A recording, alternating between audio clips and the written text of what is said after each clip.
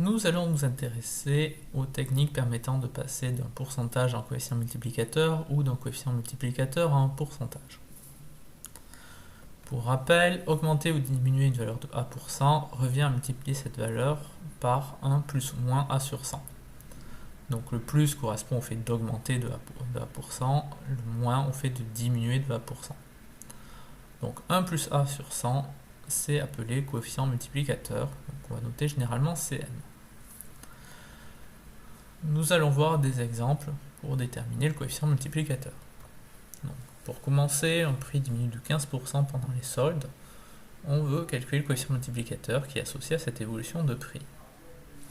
Donc on prend la formule, coefficient multiplicateur c'est 1.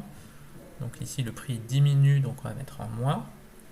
Et ensuite c'est de 15%, donc on va mettre 15 sur 100.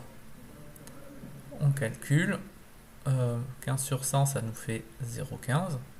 1 moins 0,15 ça nous fait 0,85. Prenons maintenant un deuxième exemple. La population d'une ville augmente de 5% en 10 ans. On veut calculer le coefficient multiplicateur associé à cette évolution de population. Donc toujours pareil, le coefficient multiplicateur, on va commencer par le 1. Ensuite, la population augmente, donc on va mettre un plus. Et elle augmente de 5%, donc 5 sur 100. Donc on calcule maintenant, 5 sur 100 c'est 0,05. Donc 1 plus 0,05, ça nous fait un coefficient multiplicateur de 1,05. Maintenant, nous allons voir comment passer du coefficient multiplicateur à la valeur en pourcentage. Donc, pour déterminer l'évolution associée à un coefficient multiplicateur Cm, on calcule. Donc le A, ça sera Cm moins 1, le tout facteur de 100. Donc si A est positif, on a une hausse de A%. Si A est négatif, on a une baisse de A%. Voyons sur des exemples l'application de cette formule. Pour commencer, on a un coefficient multiplicateur de 0,88. On veut déterminer l'évolution associée. Donc on reprend notre formule. Donc ici, le coefficient multiplicateur est de 0,88. Donc dans la formule, on met 0,88 moins 1. Donc le tout fois 100. Donc 0,88 moins 1, ça nous fait moins 0,12. Donc fois 100, ça nous fait A qui vaut moins 12.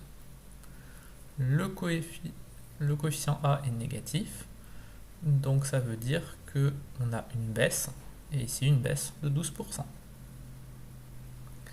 Prenons un deuxième exemple, on a un coefficient multiplicateur de 1,25, on veut déterminer l'évolution associée. Donc on refait le même type de calcul, donc ici on a 1,25, donc on remplace Cm dans la formule par 1,25. On obtient donc 1,25 moins 1, ce qui nous fait 0,25 fois 100. 0,25 fois 100, ça nous fait 25. Donc ici, le chiffre est positif, on a une hausse de 25%. Pour terminer, on fera une remarque. Lorsque le coefficient multiplicateur est plus grand que 1, cela correspond à une hausse de la valeur. Si le coefficient multiplicateur est plus petit que 1, ça correspond à une baisse de la valeur.